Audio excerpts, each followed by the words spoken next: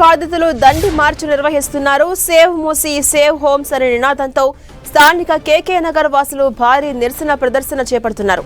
తమ ఇళ్లను కాపాడుకోవడమే లక్ష్యంగా ప్లకార్డులతో ఈ మార్చ్ సాగబోతుంది. మూసీ దండి మార్చ్ కార్యక్రమంలో బీఆర్ఎస్ వర్కింగ్ ప్రెసిడెంట్ మాజీ మంత్రి కేటీఆర్ కూడా పాల్గొనబోతున్నారు.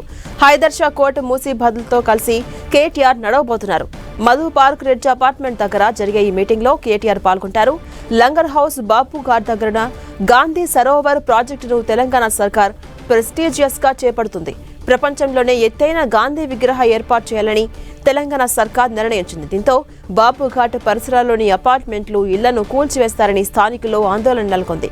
గత కొన్ని రోజులుగా బండ్లగూడ, కిస్మత్పూర్ వాసులు ఆందోళనలు చేపడుతూ ఉన్నారు.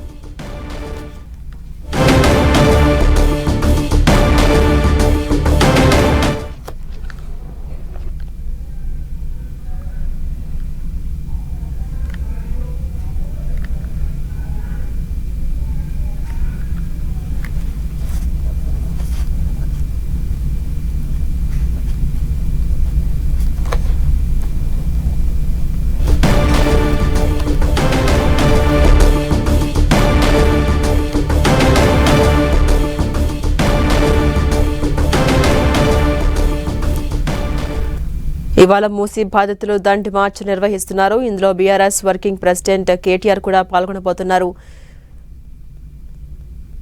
మధు పార్క్ రిడ్జ్ అపార్ట్మెంట్ దగ్గర జరిగేటటువంటి మీటింగ్ లో కేటీఆర్ పాల్గొంటారు.